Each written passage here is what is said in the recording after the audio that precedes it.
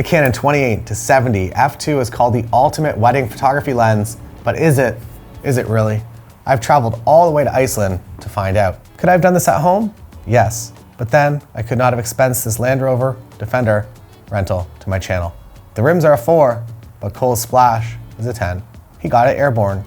In this video, I'm going to give you photo and video examples as well as 9 reasons why this could be the ultimate lens for wedding photographers, and then 4 reasons that it might not be. I like to run a balanced review here on the channel. If you are new to the channel, I am Taylor Jackson, a wedding photographer from Canada. I have photographed over 1,000 weddings all around the world in my career, and I use all the brands here on the channel for wedding days. I feel like it's pretty good to have this perspective on all things happening across all brands industry right now. Today we are on the Canon R5 Mark II, and I actually have a separate Canon R5 Mark II review video if you want to go check that out. The summary there is if you're just here for photography, there's probably no reason to upgrade from an R5 or an R6, even original in my opinion. But if you're on the video side of things or you need high frame rate capture, the R5 Mark II is going to make your life a lot easier. Reason number 1, this could be the ultimate lens for wedding photographers. It's a one lens solution for weddings. Obviously bring a backup lens and backup camera body. Don't go nuts and just show up to a wedding with this as your kit only. For this specific trip to Iceland, I honestly feel like this lens was the best solution to what I needed, and I'm very, very happy that I brought it. I had my Sony A9 Mark III and the new 85 1.4 GM2 with me, and honestly, it saw very little use overall. That might be location specific because I really like to abuse the tiny people, big world thing. I'm kidding, I try to not only do that. And maybe because it's windy and misty, so I usually start with tighter shots and the rest of the day get a little bit more landscape driven.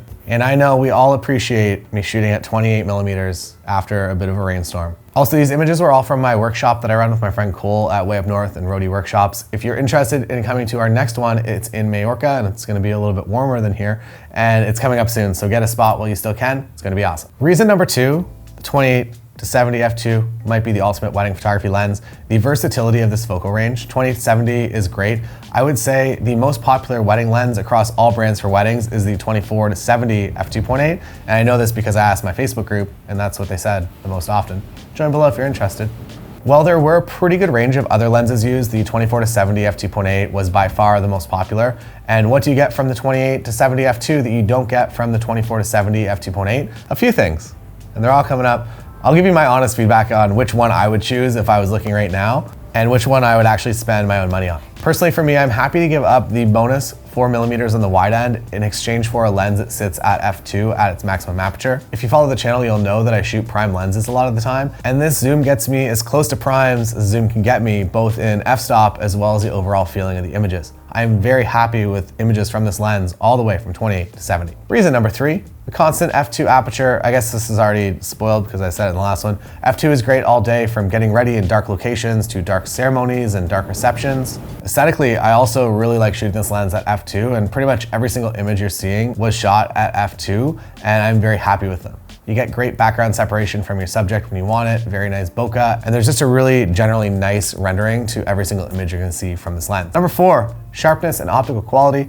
I don't know where I got the idea, but the first time I used this lens was maybe a few years ago, and in my mind the stabilization didn't work as well as it does, especially on this Canon R5 Mark II, and I remember some chromatic aberration. I don't know if I imagined this or if they just fixed it sneakily in software now, but I had no problems with this lens whatsoever. I'm very happy with the images in high contrast points, and I like the natural small vignette that it has, but if you don't like that vignette, you can just get rid of it using profile corrections. Even at f2 with shots that really should have been shot at f8, I am super happy with the results. Maybe the reason that I chose f2 over f8 is because I want that more painterly feeling to images when possible. I love the way the focus rolls into the scene at f2, and shooting at f2 also doesn't make me make the mistake of going back and shooting portraits and all of a sudden I realize that I'm at f8 after a few of them.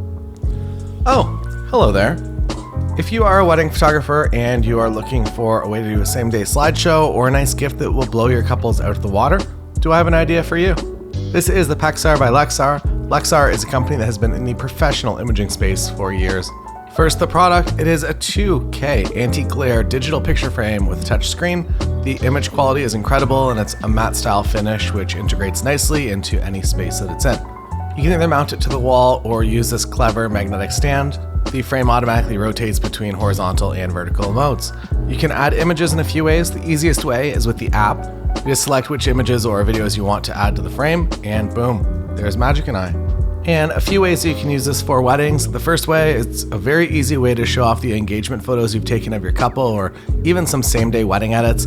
You can send images from your phone to the frame throughout the day, or load them onto an SD card if that's easier. This is a great way to make your couples happy and also dramatically increase the number of referrals you're going to be getting from that wedding. The next option, this is a great way to surprise your couples on final delivery. Loading some highlight images and video clips into the frame and mailing it to your couples is a great way to make them feel special and to go above and beyond what they're expecting.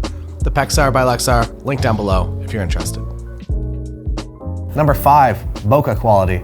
This is one of the reasons a lot of people choose this lens. It's a little bit of what I talked about in the first parts, but the backgrounds overall are just really, really nice. And it really enhances the aesthetic look of portraits, and the detail shots, the out of focus backgrounds just look amazing.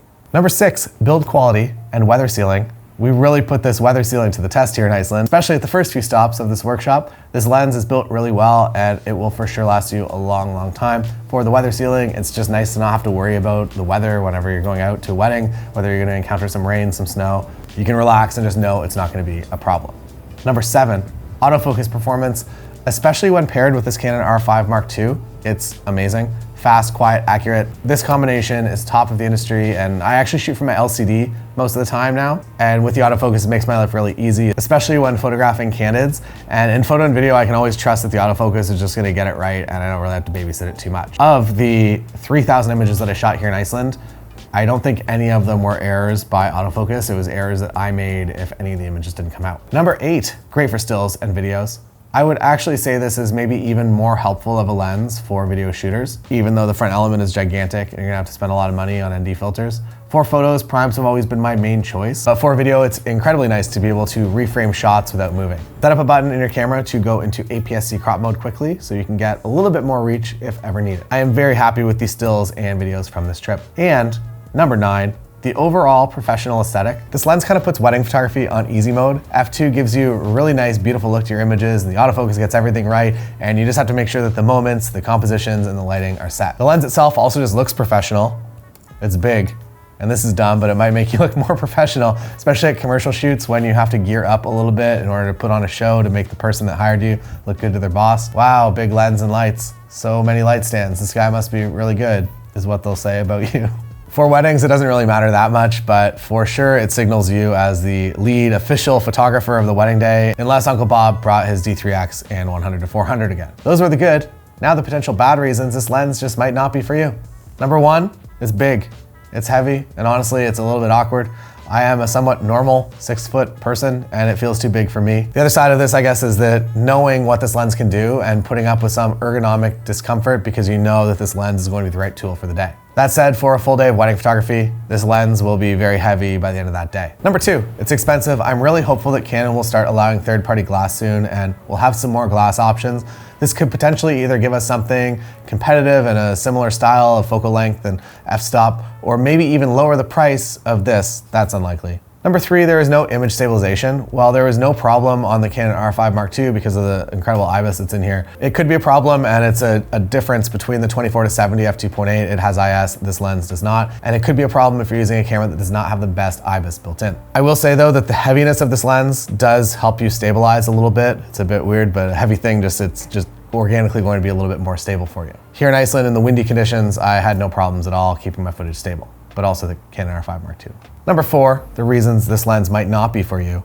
The wide angle coverage. A lot of people feel that 28mm just isn't wide enough for them. I felt this wide angle limit a few times on this trip, and the extra 4mm does really do a lot, especially for wedding photography. If I was using this lens all day, I would absolutely have something like the Canon 16mm f2.8 in my bag as a wide angle option in case I get pushed into a corner. I'm gonna say this happens maybe 2 times on wedding days that I have to get wider than either 28 or sometimes if I'm on a 35, that is the time that I have to switch to a 20 or a 16. And number 5, this kind of counters the final point on the positives, but this lens does draw some attention in public. If you're out in the world, people will notice that you're a photographer. If you're in an intimate wedding environment, this is going to be a pretty big lens and people are going to notice you. So maybe that comes down to your own personal preference and what you and your couples are comfortable with. Okay, so to wrap up here, I have committed myself to trying this lens over the next 2 months before deciding if this is going to be my official main lens for Canon. Canon's limited f1.4 options have kind of pushed me into this lens, to be honest.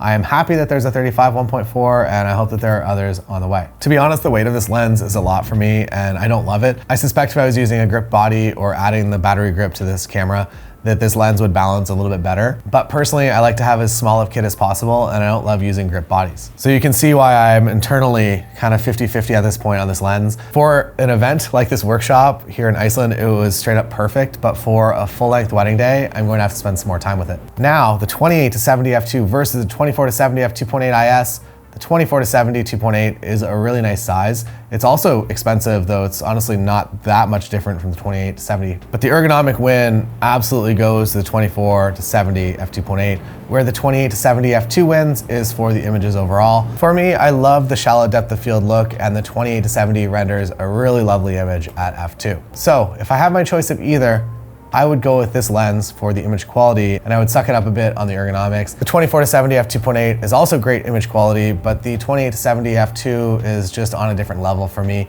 It creates images that I am very happy with, while the 24-70 f2.8 creates images that are very professional and pleasing, but I never find myself experiencing any extreme wow moments with that lens. Wow moments with this wind though, many.